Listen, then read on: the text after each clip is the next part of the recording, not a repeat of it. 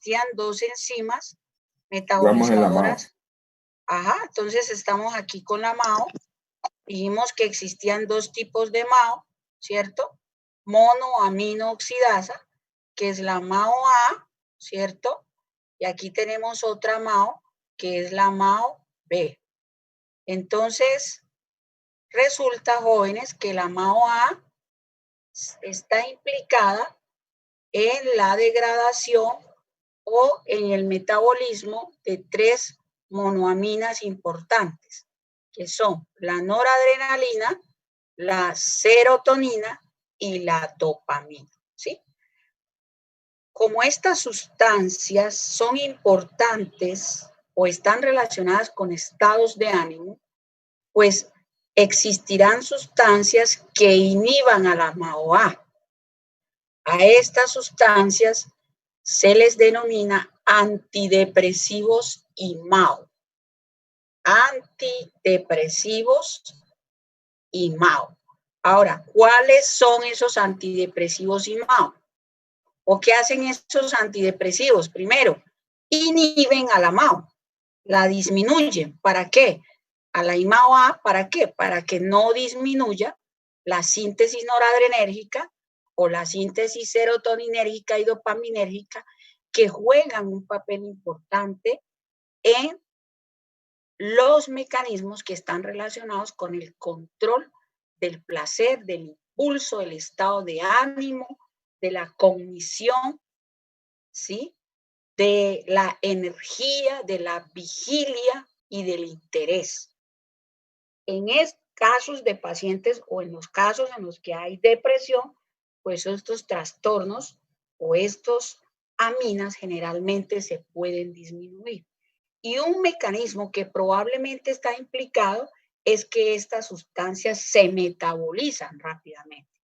Por lo tanto, existirán sustancias farmacológicas que inhiban a esas enzimas o que las disminuyan o que las bloqueen para que ellas no destruyan o no degraden a las tres aminas importantes.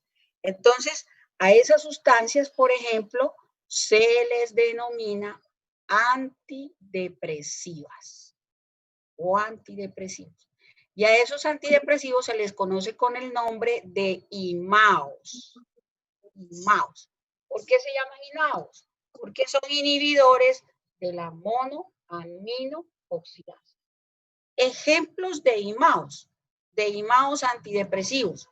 Un ejemplo, la fenelcina. Otro ejemplo importantísimo, fenelcina, miren, aquí lo tienen. Otro ejemplo importante es el bupropión. Bupropión, ustedes completan la palabra, bupropión, con P-I-O-N. Bupropión, otra sustancia es la tranilcipromina, es otro IMAO. Otra sustancia IMAO, tranilcipromina, miren. Otra sustancia IMAO será la maprotilina, es otro IMAO. Entonces ahí consignan, ojo, antidepresivos IMAOs serán, por ejemplo, la maprotilina, la fenelcina, la tranilcipromina, la maprotilina, el bupropión, que se utiliza en el tratamiento de trastornos depresivos severos. Ahora, ¿qué pasa con los IMAOs? Los IMAOs producían muchísimos efectos indeseables. Entonces, los IMAOs generalmente se utilizan en depresiones graves o en depresiones severas. ¿Por qué en depresiones graves o en severas? Porque generalmente, pues estos fármacos han ido desapareciendo del mercado por sus efectos indeseables. Bien, vámonos entonces con la MAO-B. ¿Qué degrada a la MAO-B? Degrada selectivamente a la dopamina, ¿sí? Degrada selectivamente a la dopamina. Entonces, habrá o existirá algún trastorno asociado con la disminución de la dopamina en la sustancia negra? Parkinson. La Sí, enfermedad de, exactamente, la enfermedad de Parkinson. Entonces, habrán fármacos IMAOs B. ¿Qué fármacos IMAOs B? Pues, ¿o qué antiparkinsonianos generalmente son IMAOs B? Tenemos la C-legilina, ¿cierto? C-legilina. Tenemos la L-dopa, carbidopa, o la carbidopa, la L-dopa, carbidopa, y la feniletilamina. Feniletilamina. Entonces, miren cuántos fármacos llevamos. Feniletilamina. Entonces, estos fármacos van a actuar sobre MAO-B. ¿De qué manera? Inhiben a la monoaminoxidasa subtipo B, inhibiendo entonces la degradación de dopamina. Entonces, aquí actuarán las sustancias de tipo antidepresivo. Bien. ¿Alguna pregunta hasta allí, jóvenes? ¿Ninguna? ¿Podemos seguir entonces? Sin problemas. Bueno, ojo que estamos todavía en el simpático. Ya hoy tenemos necesariamente que acabar este simpático. Bien, entonces, con respecto al sistema nervioso simpático, óigase bien, también podemos decir, pues que él sintetiza unas catecolaminas que se llaman catecolaminas endógenas y que participan en muchísimas patologías, por ejemplo, en la esquizofrenia, en los trastornos depresivos, en los pacientes que tienen Parkinson. Bien, entonces, en resumen, o haciendo un pequeño resumen, entonces miren que existen fármacos que imitan la actividad de los neurotransmisores al interaccionar con sus receptores. Entonces, a esos fármacos se les denomina agonistas. Si son agonistas, si pertenecen al simpático, se llamarán agonistas del simpático o simpático miméticos. Pero por lo contrario, si reducen o suprimen su actividad por bloqueo de sus receptores, se les denomina antagonistas. Y si son del simpático, se llamarán simpático-líticos. Pero si son del parasimpático, se denominarán parasimpático-líticos.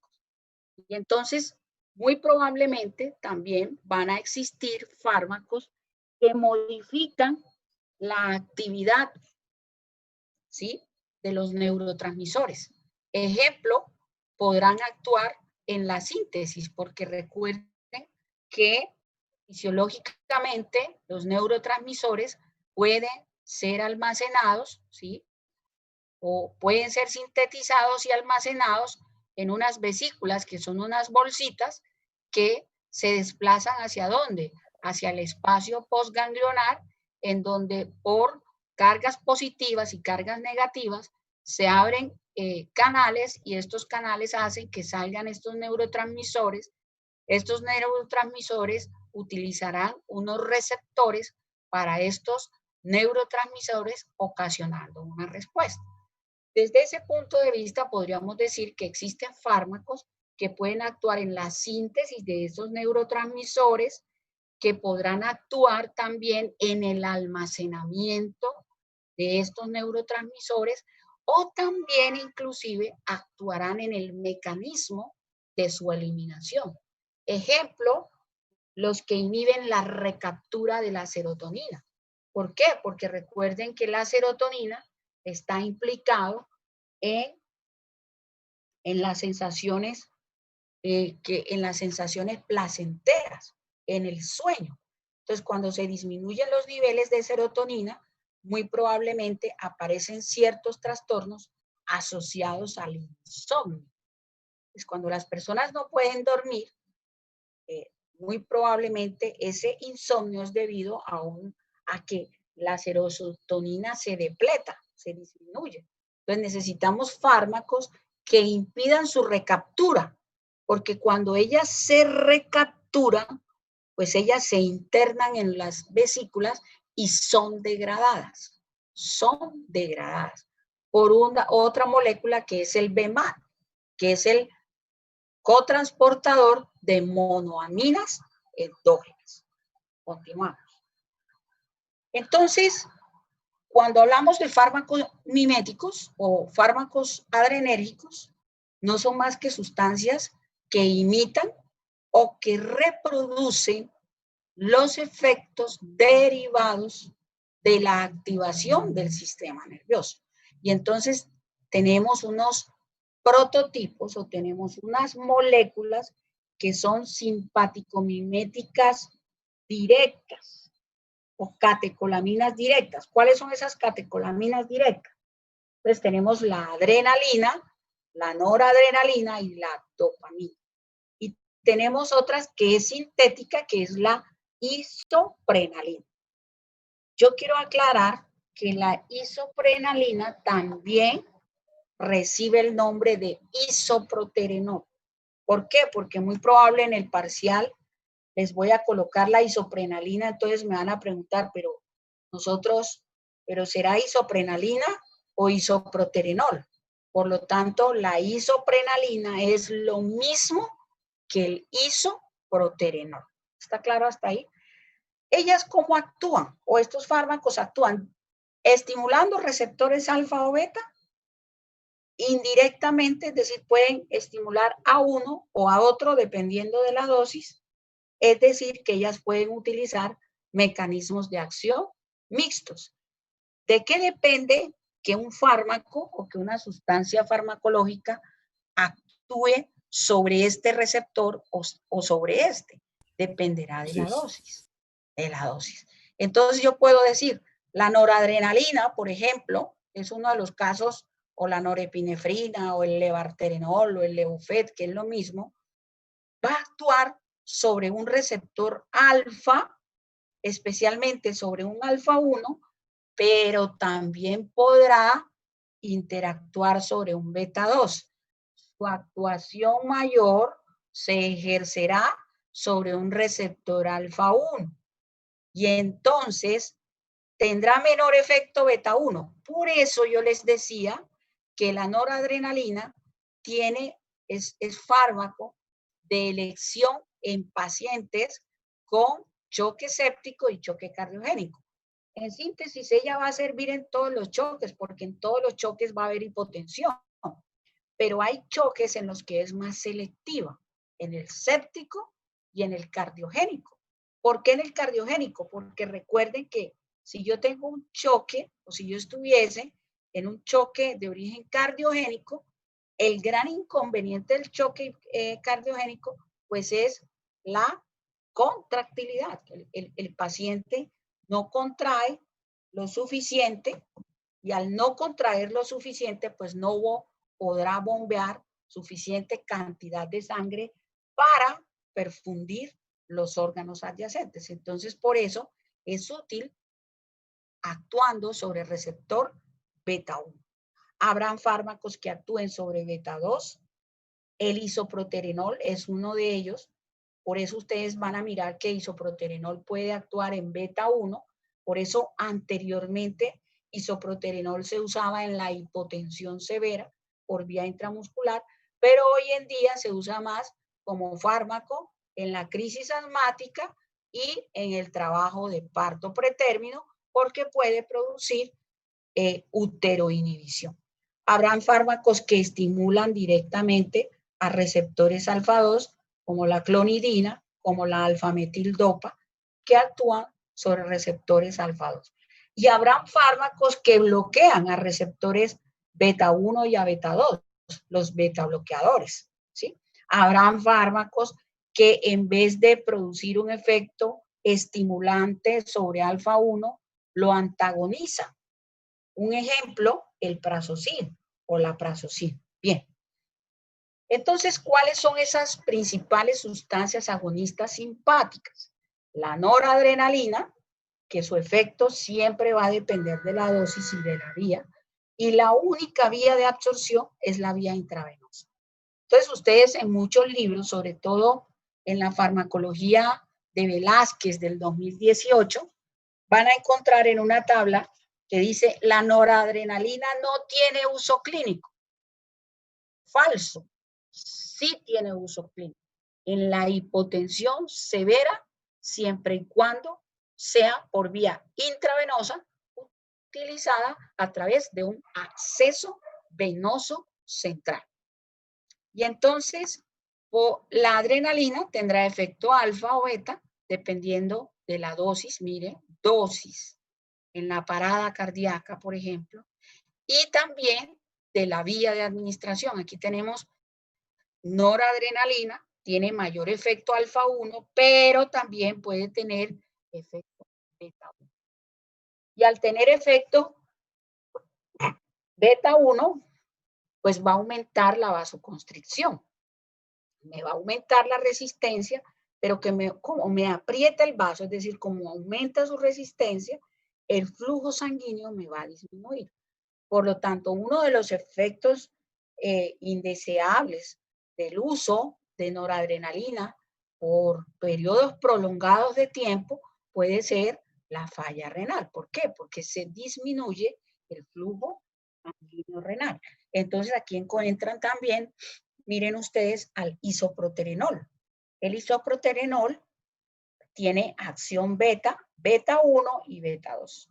Beta 1, ya sabemos, este fármaco se usó en la hipotensión, pero producía muchísimos efectos indeseables. Ya no se usa en la hipotensión. Entonces, ¿ahora en qué se usa? En disminuyendo, inhibiendo la motilidad uterina y inhibiendo al músculo lisobronquial. Por lo tanto, la utilidad de hoy en día es la crisis asmática y en la amenaza de parto preterno. Tenemos otro fármaco que es la dopamina. Entonces ya saben ustedes, ya hemos hablado muchísimo de la dopamina, que a diferentes dosis me va a aumentar el efecto alfa 1, que a otro efecto me va a producir efecto beta 1 y que a otro efecto me va a producir un efecto dopa 1. Bien, hay otras sustancias. Una pregunta. ¿Sí? ¿La isoproterenol se aplica para mujeres pretérmino, pero sería endovenoso o vía oral? Puede ser por vía intramuscular o por vía nebulizada en el embarazo preterno. En la que se usa en hipotensión es intramuscular. ¿Vale? Bien. Gracias. Entonces tenemos otros fármacos. Miren, aquí tenemos un agonista que se llama el agonista del simpático. Los agonistas simpáticos pueden tener efecto directo. Ya estos los conocemos, la noradrenalina, la adrenalina. Y hay otro efecto, y hay otro fármaco del que no hemos hablado, que es la fenilefrina. La fenilefrina es un fármaco que actúa selectivamente sobre un receptor alfa 1 específicamente. Al actuar sobre un receptor alfa 1, pues esta sustancia me va a producir vasoconstricción. Por eso la fenilefrina se usaba previo a la adrenalina en la RCP. Entonces, antes de las guías del 2015, si mal no estoy, se usaba fenilefrina, se asoció a efectos sobre, óigase bien, se asoció a arritmias cardíacas y a episodios de muerte súbita. Entonces, se desapareció la fenilefrina en la parada cardíaca. Hoy en día se utiliza por vía intranasal en el tratamiento de la congestión nasal. Congestión nasal. ¿Qué pasa con el isoproterenol? Ya lo sabemos que puede actuar sobre el receptor beta 1 o beta 2 y que el efecto dependerá necesariamente de la dosis y de la vía de administración. Y aparece otro fármaco bien interesante por aquí, que es un fármaco que ya se considera como droga de abuso, que son las anfetaminas. Y aquí están las anfetaminas, miren. Entonces, ¿qué pasa con estas anfetaminas? Las anfetaminas son fármacos indirectos. ¿Por qué? Porque ellas son estimulantes del sistema nervioso simpático. al estimular el sistema nervioso simpático, pues van a aumentar la salida de noradrenalina en el sistema nervioso. Al aumentar la salida de noradrenalina, pues ella me va a aumentar, por ejemplo, la frecuencia cardíaca, pero también me van a aumentar la presión arterial. Pero recuerden que la noradrenalina es una catecolamina que también está relacionada con las sensaciones placenteras. ¿Qué otras sensaciones? Los estados de vigilia, ¿sí? El interés, ¿sí? El impulso. Entonces, por lo tanto, las anfetaminas, el impulso, aquí lo colocan ustedes. Entonces, las anfetaminas, pues no son más que sustancias que me pueden aumentar la síntesis adrenérgica. Y entonces se utilizan hoy en día con fines ilícitos. Por ejemplo, para permanecer despiertos durante largos periodos de tiempo sin sentir cansancio. Como un energizante, profe. Exactamente. Bueno, sí, digamos que sí. Un prototipo es el éxtasis. Otro prototipo de una anfetamina, el popper, ¿sí? El popper es otra anfetamina. Y hay derivados de sustancias anfetamínicas. ¿Cuál es un derivado de las sustancias anfetamínicas? La guaraná. ¿Qué sustancias contienen guaraná? Pues las sustancias que son energizantes. Por eso muchas personas que utilizan sustancias energizantes dicen que cuando toman más de un frasco de Vive 100 o de Red Bull o de Monster, sienten que el corazón se acelera. ¿Pero por qué se acelera? Porque estos fármacos son fármacos que simulan acciones simpáticas de manera indirecta. Entonces, a estos fármacos se les llama estimulantes del sistema nervioso simpático. Hoy en día, estos fármacos se utilizan, por ejemplo, para permanecer despierto en esas fiestas, sobre todo en esas fiestas electrónicas. Pero, ¿cuál es el inconveniente y lo grave de estas sustancias? Pues que estas sustancias, como aumentan la síntesis noradrenérgicas, la frecuencia cardíaca en el nodo sinusal aumenta. Y entonces estos fármacos pueden producir episodios de arritmias y muerte súbita. Entonces, ustedes se preguntarán, bueno, pero entonces si son drogas ilícitas, ¿estas drogas sí se utilizaban? Claro que sí. ¿En qué situaciones ofrecían beneficio? Que ya fueron reemplazadas porque hay otros fármacos mucho más efectivos. ¿Cómo? ¿Podría ser en una parada cardíaca? No. Por ejemplo, se utilizaban en la narcolepsia, que es un trastorno del sueño en el cual los pacientes se duermen en cualquier parte. Pero es un trastorno que tiende, por lo general, a ser incapacitante, porque los pacientes generalmente se duermen en cualquier parte, van manejando, se duermen, se sientan en una silla y allí quedaron. Y ese estado es un estado de hipersomnia, es decir, una hipersomnia severa, es un trastorno del sueño. Entonces, para que las personas mantuvieran más despiertas, se utilizaban anfetaminas. Como estos fármacos, además, sí, dígame. Profe, una pregunta, ¿por qué las anfetaminas muchas veces no causan hambre? No entiendo. Vuélvame a repetir la pregunta. Es decir, por ejemplo, esas personas que consumen así como éxtasis, popper y todo eso, muchas veces no le causan hambre y no comen en todo el día o en 2 días. Porque ellas disminuyen el centro, bloquean el centro de la saciedad. ¿Sí? Por eso las personas dejan de sentir hambre y ellas generalmente también tienen efectos ansiolíticos. Disminuyen ese deseo incontrolable de. Entonces, por eso ellas, otra de los efectos en los que se utiliza, que usted acabó de decir, es en la bulimia nerviosa. ¿Qué es la bulimia nerviosa? Ese deseo incontrolable de comer y comer. Entonces, como los pacientes, cuando los pacientes son bulímicos, les administraban anfetaminas. ¿Por qué?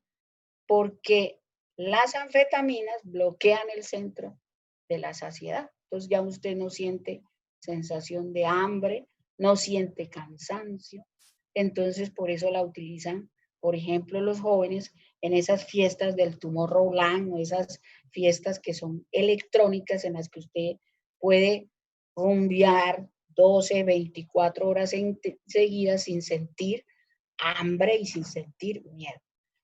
Y hay un binomio que es mortal, el binomio alcohol etílico anfetaminas. ¿Por qué?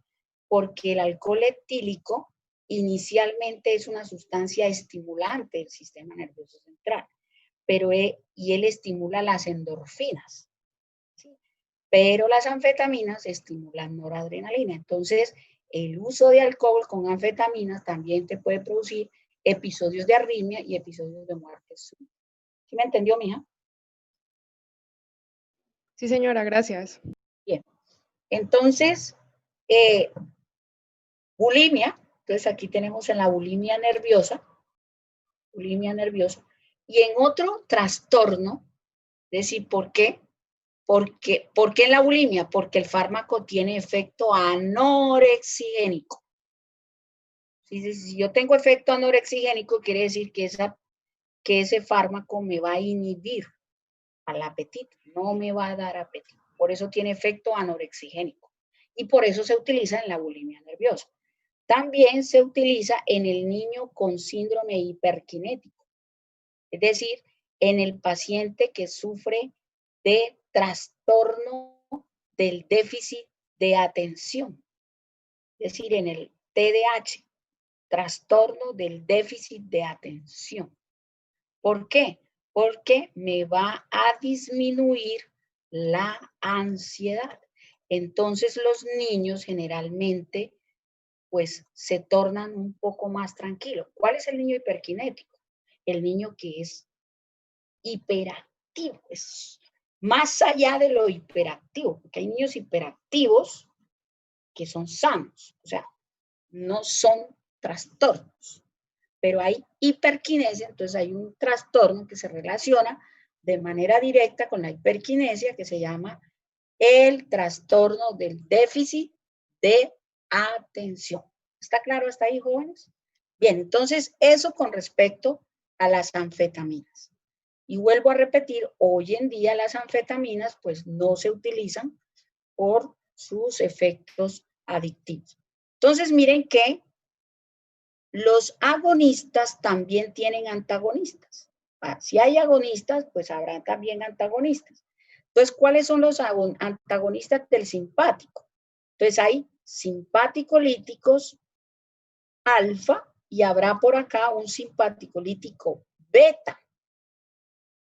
Es decir, que son bloqueantes alfa y que son bloqueantes beta. Los bloqueantes alfa tienen mayor, es decir, su objetivo farmacológico se centra en el tratamiento de la hipertensión arterial.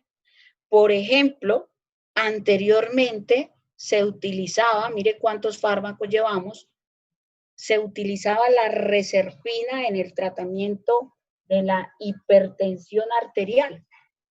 Hoy en día la reserpina, es decir, como la reserpina producía muchísimos efectos indeseables, por ejemplo, se producía hipotensión, estados sincopales, en los pacientes a veces perdían el conocimiento, habían episodios de hipotensión prolongada. Entonces, estos fármacos fueron reemplazados por nuevas terapias en el tratamiento de la hipertensión arterial.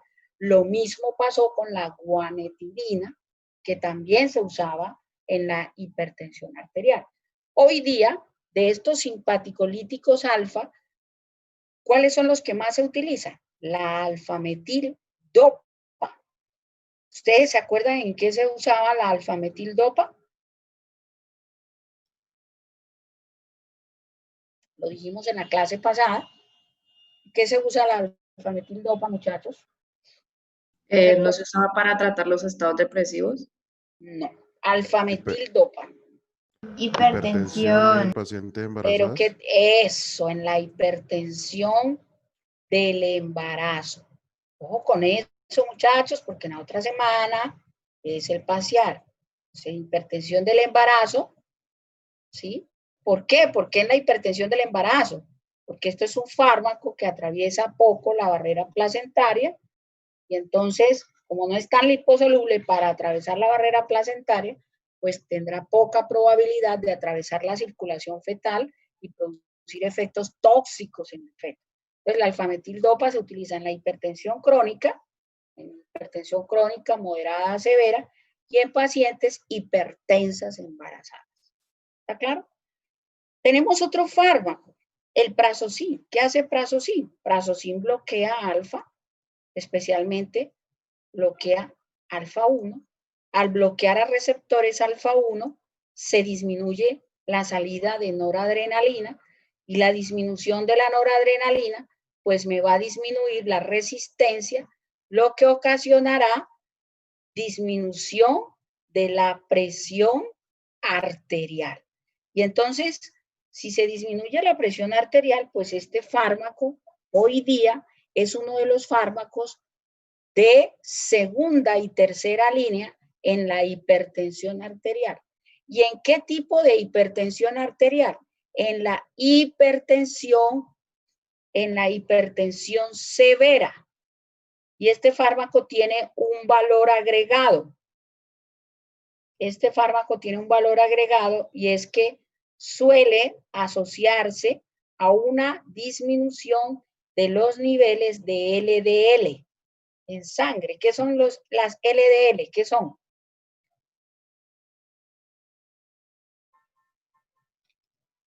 A ver, muchachos, ¿qué son las LDLs? ¿Es del colesterol? Lipoproteína. Exacto, son lipoproteínas de baja densidad.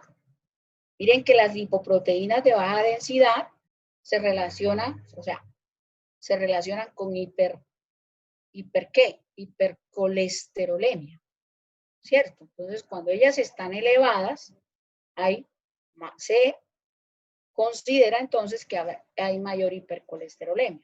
Yo les pregunto, ¿los estados de hipercolesterolemia estarán relacionados también como factor predisponente para hipertensión arterial? Sí. Claro. Entonces Sí, claro. yo mato dos pájaros de un solo tiro. Mire que estoy colocando un antihipertensivo que me reduce la presión arterial, pero que también va a incidir en la disminución de las LDLs que se asocian a hipercolesterolemia. ¿Está claro? ¿Qué medicamentos se utilizan más para personas obesas? Para personas obesas hipertensas o para personas hipercolesterolémicas hipertensas en hipertensión severa. ¿Por qué severa? Porque hoy en día hay fármacos mucho más selectivos que ofrecen menos efectos indeseables. Prazosin es un potente vasodilatador, es oral. Entonces, hay hipotensión ortostática, los pacientes sienten debilidad, mareo, fatiga, cefalea. Entonces, los pacientes hacen poca tolerancia al uso de la prazosina. Entonces, por ejemplo, hay pacientes que son hipertensos crónicos, como los hipertensos malignos, por ejemplo, los afrodescendientes, porque ellos tienen una inhibición genética de la enzima convertidora. Ellos tienen sistema renina-angiotensina aldosterona disminuido. Entonces ellos tienen poca respuesta al tratamiento con IECAS. Entonces, el afrodescendiente hipertenso es un paciente a veces, digo no todas las veces porque hay unos que tienen muy buena respuesta, son de difícil tratamiento. Entonces se manejan con fármacos mucho más potentes. Esos fármacos se llaman fármacos de segunda o tercera línea en la hipertensión arterial. Entonces también aparecen el prazosin, entonces bloqueante alfa 1, la clonidina es alfa 2, entonces por eso son simpaticolíticos beta, mire. Entonces como actúa sobre alfa 2, pues ella me va a disminuir la salida de noradrenalina. Por eso ustedes ven que la clonidina también se utiliza como fármaco antihipertensivo. Bueno, pero estos fármacos tienen una cinética de absorción especial, porque estos fármacos me van a atravesar la barrera hematoencefálica. Al atravesar la barrera hematoencefálica, pues ellos van a producir somnolencia, pueden producir sueño, somnolencia. Y entonces, hoy día, la clonidina también se usa en la fase preanestésica. Yo ya se los había explicado. Fase preanestésica en pacientes hipertensos y en el tratamiento de la migraña. Porque recuerden que ella disminuye la noradrenalina y al disminuir la noradrenalina en las arterias cerebrales, pues obviamente me va a disminuir la resistencia. Por lo tanto, la clonidina también tiene efectos antimigrañosos. Bien, vamos con los simpaticolíticos beta. Los simpaticolíticos beta, pues también se llaman beta bloqueadores. ¿Por qué? Líticos, porque bloquean a beta. Y pueden bloquear a beta 1 o pueden bloquear a beta 2. ¿Qué fármacos son beta bloqueadores? Hay muchos fármacos beta bloqueadores. Hay esos que ustedes ven allí, más hay otros. Entonces, ejemplos de diferentes fármacos beta bloqueadores. El propranolol, el timolol, el pindolol, nadolol, labetalol, carvedilol, sotalol, labetalol, nebivolol, son loles. Entonces, son beta bloqueadores. ¿Y en qué circunstancias son mayormente utilizados? En los pacientes hipertensos. Recordemos, si yo tengo aquí un efecto beta 1, si yo bloqueo beta, ¿qué hace? Beta aumenta la contractilidad por efecto inotrópico, pero también me aumenta la cronotropía por efecto sobre su frecuencia cardíaca. Si yo lo bloqueo, pues estos efectos van a disminuir. Por lo tanto, la mayoría de los fármacos antihipertensivos pues van a actuar sobre receptores beta 1, ¿sí? Entonces, al actuar sobre esos receptores me van a disminuir la vasoconstricción y me van a disminuir la cronotropía, o sea, la frecuencia. Por lo tanto, un efecto colateral del uso de beta bloqueadores pues será la bradicardia, es decir, la disminución de la frecuencia cardíaca. Pero también tenemos otros receptores que son los beta 2. Entonces recuerden dónde encontramos beta 2. Lo encontramos en el pulmón mayormente, lo encontramos en el útero, pero también lo podemos encontrar en el corazón. Y el estímulo a nivel del corazón, como tiene menos receptores, puede producir inotropía, es decir, es inotrópico y es cronotrópico. Por lo tanto, si yo lo bloqueo, quiere decir que este efecto pues va a disminuir. Entonces, si se produce broncodilatación, es decir, si el estímulo de beta 2 me produce broncodilatación o dilatación del músculo liso cardíaco, entonces, ¿qué producirá el bloqueo de un beta 2? ¿Qué puede producir? O de un receptor Constricción. de broncoconstricción. Por eso estos fármacos sea, los antihipertensivos, beta bloqueadores, no se pueden usar en pacientes que son asmáticos o en pacientes que tienen antecedentes de historia de trastornos respiratorios. Profe, disculpe una preguntita. ¿Sí? En pacientes que ya han tenido infarto y que utilizan, digamos, el carvedilol, ¿es normal que tenga una frecuencia cardíaca bajita? Claro, porque mira que si tú tienes un beta 1 y lo bloqueas, beta 1, si yo lo estimulo, me aumenta la inotropía, ¿sí? La vasoconstricción, y me aumenta la cronotropía, la frecuencia. Pero si yo lo bloqueo, ¿qué le pasa? ¿Qué le pasa a la frecuencia? Disminuye. Por eso fármacos como el carvedilol, como el metoprolol, como el propranolol, como el nebivolol, como el carvedilol, siempre van a mantener las frecuencias cardíacas bajas. O sea, van a disminuir el trabajo cardíaco, porque ellos disminuyen la velocidad de conducción en el nodo sinusal. Por eso son útiles en el posinfarto, sobre todo en aquellos pacientes que tienen insuficiencia cardíaca. ¿Está claro? Sí, profe, gracias. Bien. Pero ¿sí usted entendió el mecanismo o no? Pues son beta bloqueantes. Si bloquean, Sí, señora. van a obtener el efecto contrario. Bueno, muy bien. Otros fármacos utilizados, o estos fármacos también se usan en otras situaciones muy específicas. Un ejemplo, el timolol. Ustedes van a observar que el timolol se utiliza con frecuencia en el tratamiento de la hipertensión ocular, es decir, en el aumento de la presión intraocular. Entonces, se utilizará solamente por una vía. ¿Cuál es la vía? La vía oftálmica. Entonces, quiere decir que el timolol viene en forma de colirio, o sea, que viene en forma de gotas. Gotas. ¿Y para qué sirve?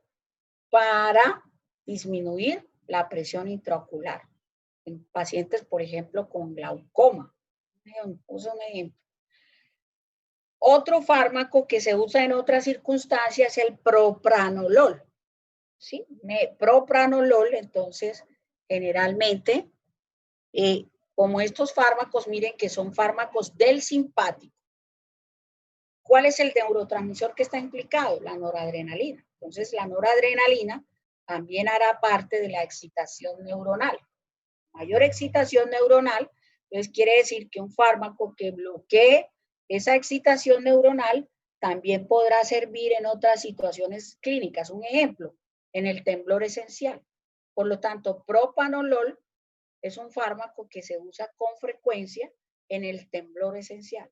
No en la enfermedad de Parkinson. No, no es un antiparkinsoniano. Simplemente es un fármaco que me inhibe los movimientos involuntarios de los miembros superiores. Y es un trastorno que puede ser común, sobre todo en la segunda y en la tercera década de la vida. Los jóvenes que sufren de temblor en las manos, porque tienen un temblor esencial, que no significa que tenga una enfermedad de Parkinson. Entonces, ¿qué medicamento generalmente ha tenido éxito en este tipo de temblores? En el propranolol. El propranolol a dosis de 20 miligramos día por vía oral. Cuando son temblores esenciales, generalmente estos temblores desaparecen con el uso de estas sustancias farmacológicas. Bien. Pero también lo puedo utilizar en Parkinson, pero solamente ¿para qué? Para disminuir los síntomas asociados al temblor. Bien. Profe, yo tengo una duda, Dígame. pero pues, o sea, no, ¿por qué los fármacos utilizados en la esquizofrenia son los mismos que utilizan en los trastornos bipolares? No, en los trastornos bipolares se utiliza una sustancia, se utilizan dos sustancias. Se utiliza el litio, que es un estabilizante del ano, el litio. El litio y el otro fármaco en el trastorno bipolar son los antiepilépticos. ¿Sí? ¿Y por qué se usan fármacos? ¿Usted me dice antidepresivos? No, o sea, por ejemplo, ¿por qué la quetiapina es utilizada en los dos? Bien, ¿por qué? Porque en el trastorno bipolar hay dos fases, ¿no? La fase maníaca y la fase depresiva. En la manía se puede producir síntomas como las alucinaciones, entonces hay alucinaciones, pueden haber además de alucinaciones, pueden haber trastornos psicóticos, hay delirio, hay alucinaciones, hay agitación motora, gente que no para de hacer algo en la fase maníaca, entonces por eso se utilizan sustancias que se llaman antipsicóticas. Esas sustancias antipsicóticas como la quetiapina o el Risperdal, ¿sí? Quetiapina o lanzapina y Risperdal, ellas actúan como sustancias antipsicóticas. ¿Para qué? Para disminuir las alucinaciones. Porque en la fase maníaca generalmente se presentan alucinaciones. Una vez termina la fase maníaca, viene la fase depresiva. Entonces, en la fase depresiva, generalmente la que se utilizan son los antiepilépticos. ¿Por qué? Porque muchos fármacos antidepresivos, como los inhibidores de la recaptura de serotonina, exacerban los síntomas psicóticos. Entonces ahí hay un problema. Por eso se utiliza la quetiapina. Profe, y es factible que, por ejemplo, un paciente con, con trastornos bipolares esté más en un estado hipomaníaco que en un estado depresivo. Sí, claro. Puede ser. Pero también tendrá fase maníaca, ¿no? Porque si siempre está hipomaníaco, quiere decir que no sería un bipolar, sería un trastorno depresivo psicótico, porque está desconectado con la realidad. Entonces, la depresión psicótica se caracteriza porque tú estás bajo de nota, como dicen ustedes, pero además de estar bajo de nota, también tienes alucinaciones, tienes ideas delirantes, tienes pensamientos, tienes, ¿cómo es que se llama eso? Enajenación. ¿Está claro? Entonces ahí habría otro trastorno más bien. Pero a veces el trastorno maníaco es mayor en los trastornos bipolares. O sea, que yo puedo tener una fase mucho más exacerbada que la otra. Pero cuando yo tengo siempre fase maníaca, entonces ahí yo tengo que mirar si es una esquizofrenia. Y de acuerdo a los síntomas, entonces se clasifica esa esquizofrenia. El que es catatónico, que permanece largos periodos de tiempo en una sola, yo me siento y empiezo a hablar cosas, a escuchar voces, ¿sí? Listo, profe. Y una última pregunta, ¿los trastornos de personalidad emocionalmente inestables son clasificados como qué? Son trastornos psicoafectivos, pero no necesariamente son psicóticos. Puedo tener un trastorno de personalidad. Yo puedo ser, por ejemplo, un trastorno de personalidad. El paciente que es cleptómano, el distímico, el borderline, que está feliz y de pronto se emputa por cualquier cosa. ¿Sí me hago entender? Sí, es un señor. trastorno de personalidad. Y hay trastornos que son trastornos de ansiedad, que son las fobias, el miedo a las alturas, a las arañas, a enfermarse, ¿sí? Esos son fobias. Y las fobias se manejan con antidepresivos, igual que los trastornos de personalidad. ¿Vale? Profe, una pregunta. ¿Sí?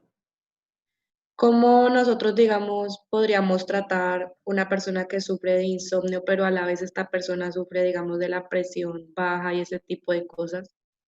Es que los antidepresivos no producen, hay antidepresivos suaves. Por ejemplo, ¿cuál es el mejor, cuál es el antidepresivo de última elección? No, profe, El, no, los, o sea, que tenga problemas para dormir, o sea, que no tenga depresión, sino que son problemas para dormir, que por sufra así de decirlo. insomnios transitorios. Se Eso sí. utilizan generalmente, allí se utilizan los fármacos inductores del sueño. ¿Qué fármacos son inductores del sueño? El solpidem, la sopiclona.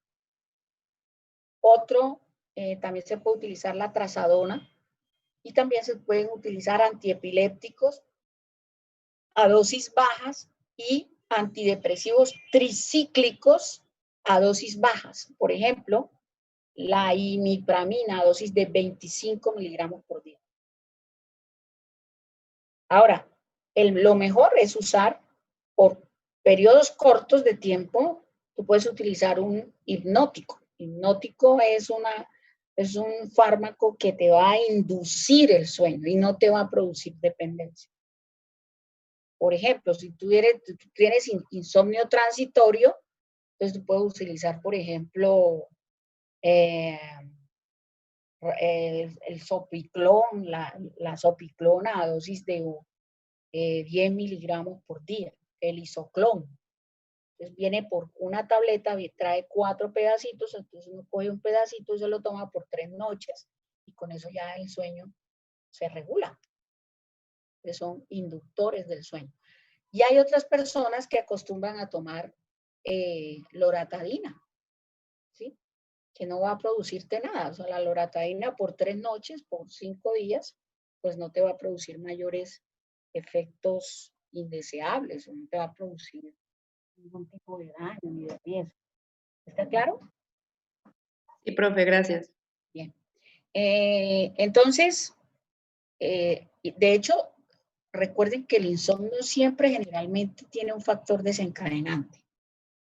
Un ejemplo, la ansiedad, el estrés te va a producir insomnio, muchas causas de insomnio. El insomnio no produce esquizofrenia. La esquizofrenia produce insomnio. Entonces uno no se debe asustar con eso. Uno tiene que tener claridad con eso. Hay personas que sufren de insomnio, pero no quiere decir que las personas son loquitas o son esquizofrénicas, ¿no? El insomnio es un factor estresante de algo. Algo está ocurriendo que tengo dificultad para dormir. Por ejemplo, ustedes que todo el tiempo permanecen, que vea que esta asignatura, que vea que la otra, que esto, que lo uno, vea que la pandemia, ¿sí? De hecho, anoche inclusive estaba escuchando un estudio europeo donde dice que en la depresión será la enfermedad de los próximos años, porque esta pandemia va a dejar muchísimas afectaciones de tipo mental. Entonces eso pasa con estos fármacos. Bueno, muchachos, entonces sigamos. Aquí ya la clonidina, entonces aquí ya tenemos los beta bloqueadores, ya vimos los beta bloqueadores. Entonces, miren, esto es como un recorderis aquí. La noradrenalina tendrá un efecto alfa o beta, pero ese efecto, miren, esto era lo que yo les decía, muchos libros, por ejemplo, Velázquez, que fue de donde yo saqué esta tablita, dice, no tiene uso clínico. Falso, sí tiene uso clínico. Y ya dijimos, en la hipotensión y en los estados de choque. Como efecto colateral, pues te va a producir hipertensión, taquicardia, arritmias de origen ventricular, pues este fármaco no se absorbe por vía oral, pues obviamente, y es metabolizada por MAO y COM. Ya sabemos qué pasa con el metabolismo de MAO y COM. Adrenalina tendrá un efecto alfa y beta, y ese efecto alfa-beta va a depender de la dosis. Como efecto colateral, pues me va a producir hipertensión, porque recuerden que ella también tiene un efecto alfa-1. También va a producir taquicardia, también puede producir arritmias ventriculares. La oximetazolina, por ejemplo, me va a producir un efecto alfa-1, que es descongestionante nasal, la oximetazolina, y también coadyuvante en el tratamiento antigripal, como descongestionante nasal. Por lo tanto, hoy día la oximetazolina se usa por vía intranasal. Y también viene como derivado de las sustancias antigripales, por ejemplo, con el dobles gripa, con el Sinutap y todos esos fármacos que me van a disminuir los síntomas gripales. La fenilefrina, esto era lo que les contaba de la fenilefrina, ya también se los conté, alfa-1, fenilefrina era usada en la RCP, pero producía arritmias y muerte súbita. Hoy, en el 2020, solo se usa como descongestionante nasal y como fármaco en el tratamiento coadyuvante de la gripe, de los síntomas de la gripe. Pues en la hipotensión se usaba por vía intramuscular, pero intranasal como descongestionante nasal. Bien, entonces, pues miren que estos fármacos me van a producir unos efectos que van a estar relacionados especialmente con la especificidad del fármaco por el receptor. Entonces, aquellos que producen estímulo alfa, pues van a tener, por ejemplo, isquemia de mucosas, hipertensión arterial con peligro de hemorragia, sobre todo en ancianos, estímulo beta, que me va a producir taquicardia, arritmias, crisis anginosas. ¿Por qué? Porque recuerden que me va a aumentar la vasoconstricción y me va a aumentar el consumo de oxígeno. Ahora, la sobredosis de estas sustancias se puede asociar con hipertensión, se puede asociar con edema pulmonar, con arritmias coronarias, con infarto y con vasoconstricción generalizada. Por eso yo les decía que la norepinefrina se administra por vía intravenosa, pero que requiere una vena grande, o sea, un acceso venoso central por sus efectos vasoconstrictores. Ahora, las dosis habituales, es decir, los efectos indeseables, aquello que se produce como efecto habitual del fármaco, palpitaciones, es un síntoma. Por ejemplo, cuando ustedes están administrando dobutamina en pacientes con fallo cardíaco, el paciente refiere siempre episodios de palpitaciones, puede producir sensaciones de angustia, intranquilidad, temblor. Por eso yo les decía que las anfetaminas o esas sustancias que son energizantes, algunas, no en todos los pacientes o en todos los individuos, algunos producen temblor. Por ejemplo, yo personalmente, yo no me puedo tomar más de una botella más de un frasquito de Vive 100, que me encanta porque con hielito, porque tiene un sabor rico, es un sabor como adictivo. Entonces yo no me puedo tomar más de una porque me empiezan a temblar los pies, porque pues eso es estimulante adrenérgico. Entonces, por eso las anfetaminas son consideradas drogas de abuso. Bien. Bueno, esto ya lo vimos, no lo voy nuevamente a repetir, esto es lo que pasa con los derivados, con los fármacos antidepresivos. Aquí tenemos, miren, las anfetaminas. La anfetamina tiene efecto alfa y beta, aumenta la liberación de noradrenalina. Entonces se consideran fármacos de abuso por efecto generalizado del sistema nervioso central. Se utiliza como anorexigénico, ¿sí? Como anorexigénico en la narcolepsia y en el tratamiento del niño hiperkinético. Efedrina es otro de los fármacos agonistas indirectos simpáticos. ¿Qué hace la efedrina? La efedrina es agonista alfa y beta. Entonces, la efedrina también se ha considerado como fármaco estimulante del sistema nervioso central.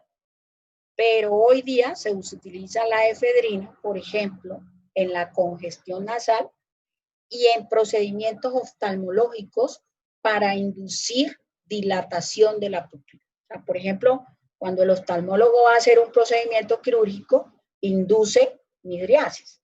Entonces, la efedrina en gotas, en colirio, 2 goticas, me va a inducir dilatación de la pupila. Y como anfetamina, ¿cómo se usa? Recuerden que la efedrina, como es un descongestionante nasal, también puede venir en forma de jarabe en el tratamiento de la gripe, en los síntomas gripales.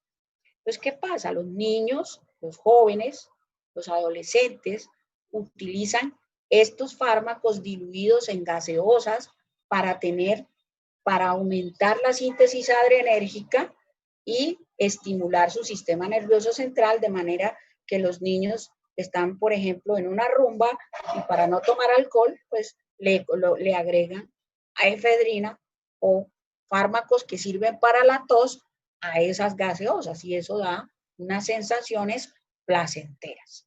Esa es la razón por la que los fármacos, los medicamentos que sirven para la tos a base de efedrina, de pseudoefedrina y todas estas sustancias, pues te van a producir algún tipo de sensaciones placenteras a nivel del sistema nervioso. ¿Por qué? Porque son estimulantes. Bien. Esto ya también se los expliqué, jóvenes. Hay antagonistas alfa, entonces esta pues generalmente no se utilizan. Yo voy a preguntar de los fármacos de los que hablamos, porque son los que se utilizan en la práctica clínica. Sin embargo, en los libros pues nombran estas sustancias porque son sustancias que representan agonistas y antagonistas beta y alfa. Entonces miren, la prazosina es alfa 1, igual que la doxazosina. En Colombia poco usamos doxazosina, usamos más doxazosina. El prazosina también se utiliza en el tratamiento de la hiperplasia prostática, pacientes que sufren de hiperplasia prostática benigna. Doxazosina como fármaco antihipertensivo. Tamsulosina poco se usa, igual que la alfusosina. Yoimbina ya no viene como fármaco, o sea, era un fármaco bloqueante alfa 2 que se usaba, por ejemplo, en la hipotensión severa. Bloqueantes alfa 1, alfa 2, entonces aquí tenemos la fentolamina y tenemos unos derivados que son los derivados de la ergotamina y la bromocriptina. La ergotamina se utiliza en el tratamiento de las crisis migrañosas. Por ejemplo, la flunaricina o la ergotamina, el Cafergot, que es un fármaco que se utiliza en las crisis migrañosas. Y aquí tenemos los beta bloqueadores, miren, atenolol, bisoprolol, esmolol y nebivolol. ¿Por qué son cardioselectivos? Porque estos fármacos son de elección en hipertensión con insuficiencia cardíaca. Tenemos unos que no son selectivos, pero que también se utilizan en hipertensión. ¿Y por qué no son selectivos? Porque no tienen afinidad específica sobre beta 1 o beta 2. Entonces, ¿cuáles son? El labetalol, que se utiliza en las crisis, en las emergencias hipertensivas, en las emergencias hipertensivas asociadas a eclampsia, a preeclampsia. Pasa igual con el propanolol. Timolol ya sabemos que disminuye la presión intraocular en pacientes con un aumento exagerado de la presión intraocular en pacientes con glaucoma. Bueno, esto pues básicamente también nos resume, miren, el fármaco clonidina, ya sabemos, la isoprenalina igual, ya también sabemos de la isoprenalina. La dobutamina, miren que es un beta 1, me sirve en pacientes con falla cardíaca. Como efecto indeseable me va a producir taquicardia. Aquí tenemos el salbutamol, que me va a tener un efecto beta 2, y entonces también lo puedo utilizar en el asma, lo podría utilizar en el parto prematuro, porque recuerden que un beta 2 a nivel uterino me va a producir útero inhibición. Bien, bueno, esto pues no tiene tampoco pues ya ninguna relevancia, ya lo vimos, ya hemos hablado de estos fármacos. Bueno, y ahí entonces terminamos nuestro capítulo de sistema nervioso simpático. Ahora vamos entonces a otro sistema que es el sistema nervioso parasimpático. ¿Listo? Entonces, el examen, ¿hasta dónde va a entrar? Hasta sistema nervioso simpático. ¿Qué entra? Cinética de absorción. Yo les coloqué ya, no sé si ustedes lo han visto, pero yo les coloqué la lectura de uso de fármaco en el embarazo. ¿Sí lo vieron o no? Niños. No, profe, No. usted dijo que le iba a subir y al final la subió. Ya lo voy a subir entonces. Ya lo voy a subir. Uso, aunque a mí me parece que yo ya lo subí. Uso de fármacos en el embarazo. Entra la lectura, absorción. LATME entra, es decir, cinética de absorción, sistema nervioso autónomo y uso de fármacos en el embarazo. La lectura de la clasificación X del embarazo, que es una lectura muy sencilla. Entonces, ya se las voy a subir entonces al sistema para que por favor la lean. Y esta lectura va a entrar en la clase, es decir, en el examen que viene, que si Dios permite, ese examen lo vamos a hacer el próximo sábado. Entonces, ¿a qué horas quedamos, muchachos? Faltando 15 para las 11 o a las 10:30 llamo la lista. Como usted prefiera, profe. Entonces, a las 10:30 llamo a lista, resolvemos dudas, preguntas de lo que ustedes quieran resolver para que a las 11 en punto arranque el parcial. En el sistema son 25 o 30 preguntas para 1 hora. ¿Listo? Entonces, preguntas, muchachos, hasta allí. Preguntas.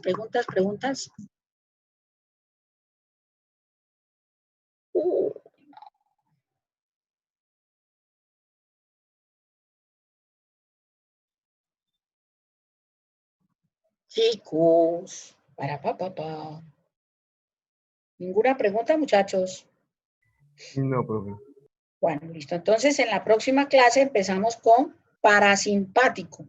Parasimpático. Y entonces, después de parasimpático es corto.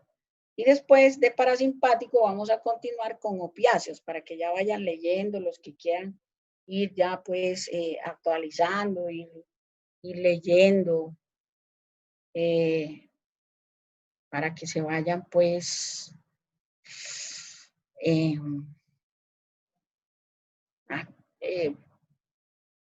Sebastián Morales se conectó a las 10:30 de la mañana. Bueno, listo. Listo, Sebastián. Entonces, ¿qué les iba a decir? Morales, Sebastián. Bien. ¿Hay alguien más que se haya conectado a última hora? ¿No nadie? Bueno, entonces nos vemos, si Dios permite, muchachos, el próximo sábado a las 10:30 de la mañana para llamar a lista. Y una vez llamo a lista, inmediatamente yo creo que a las 11 en punto, voy a programar el examen en la plataforma. ¿Bien? ¿Algo Profe, más, pero muchachos? de pronto da buen tiempo para resolverlo. No, Buen tiempo son 60 minutos. Es lo máximo que puedo dar. Porque es que bueno. 1 hora, que para 30 preguntitas, ¿cuánto más? Es 1 horita, son 30, son 2 minutos por pregunta. Más de 2 minutos empiezan ustedes que sí, que cuál es la no sé qué, que cuál. Pues la idea es mejor, ustedes resuelven solitos su parcial para que no tengan inconvenientes, muchachos. Es como la idea de que no se copien, de que no estén allá pues desesperados. Tienen que estudiar, hay que estudiar, porque esto les va a servir básicamente para farmacología clínica. Si ustedes no entienden el concepto agonista, antagonista, pues eso va a estar duro. Bueno, entonces ya les voy a subir entonces, pero a mí me parece que yo ya se las había subido. Sin embargo, voy a mirar